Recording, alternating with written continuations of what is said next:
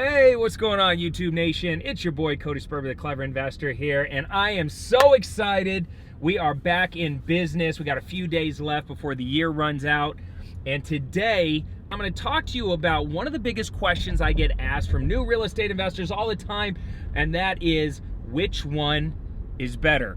Wholesaling or rehabbing? Which one is more fun? Which one is more profitable? And which one should I focus on if I'm brand new in the business?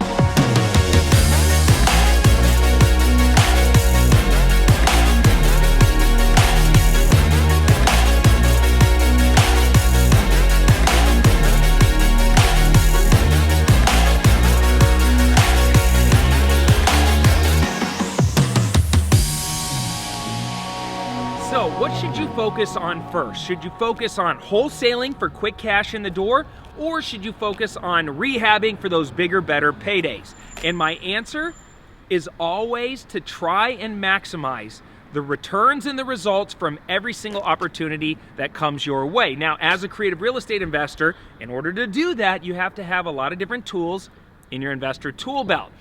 And when I first started, I leaned in towards wholesaling because I didn't have money, I didn't have relationships, I didn't have good credit, I didn't have any connections.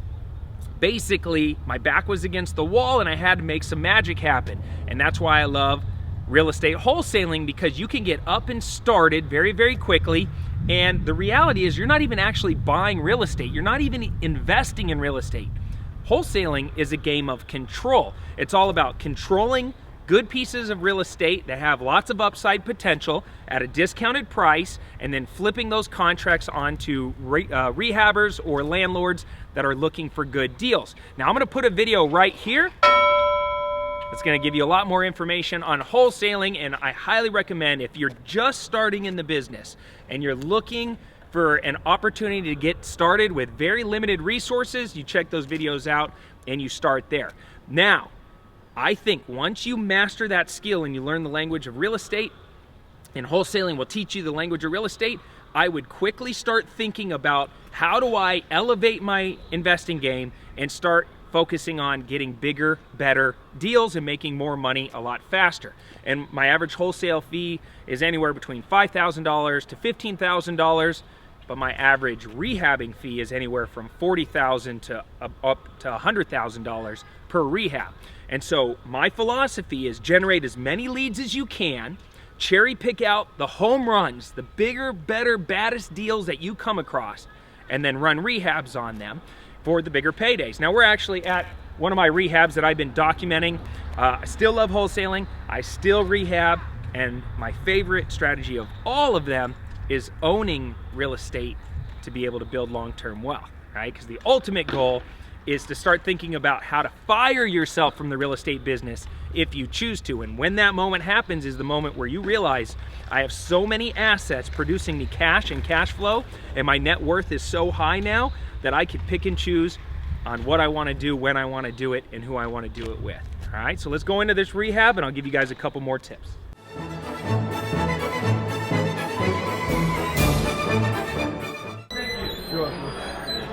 Damn.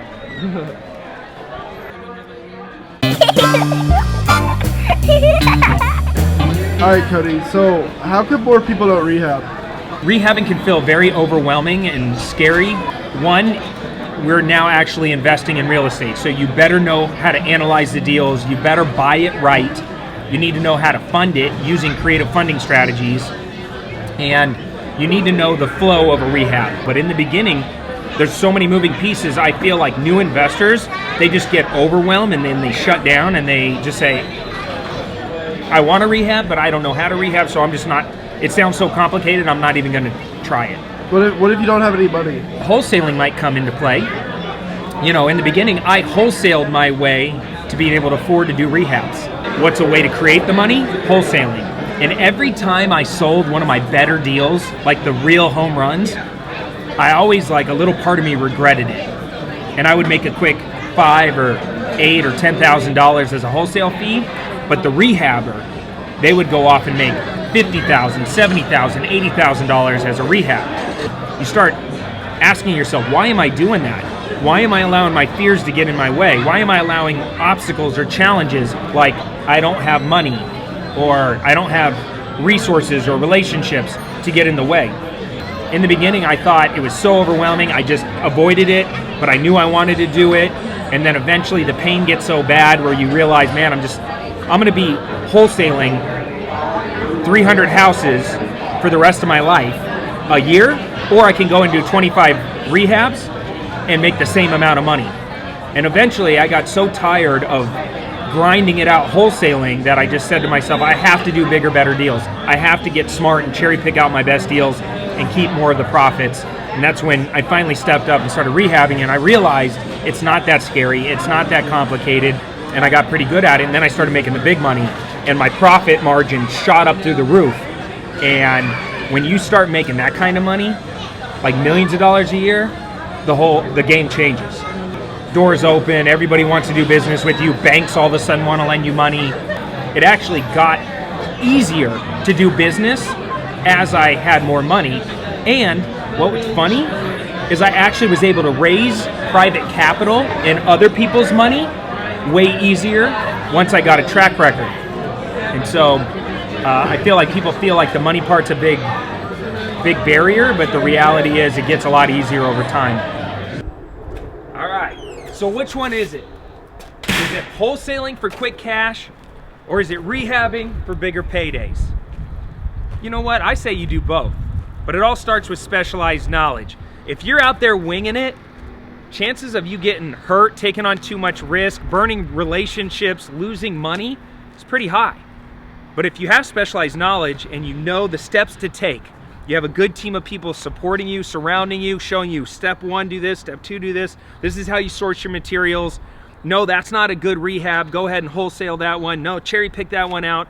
Go ahead and run the rehab. No, actually don't even run the rehab. Put that in your rental portfolio. If you have somebody mentoring you through the process, it's extremely fun and profitable business. And at the end of the day, you need to have tools for your investing business, just like you would have tools to do the rehab itself. So I say do both. That's why I teach my students how to become a transactional engineer and make money from every single opportunity that comes their way. And if you follow me or you take any of my training, you too will have that same capability. That's all I got for you guys. So thanks for hanging out with me. I have to go now and actually do some real work. So make sure you smash that like button, subscribe to my channel, hit that bell, and leave a comment down below with what you learned in this video.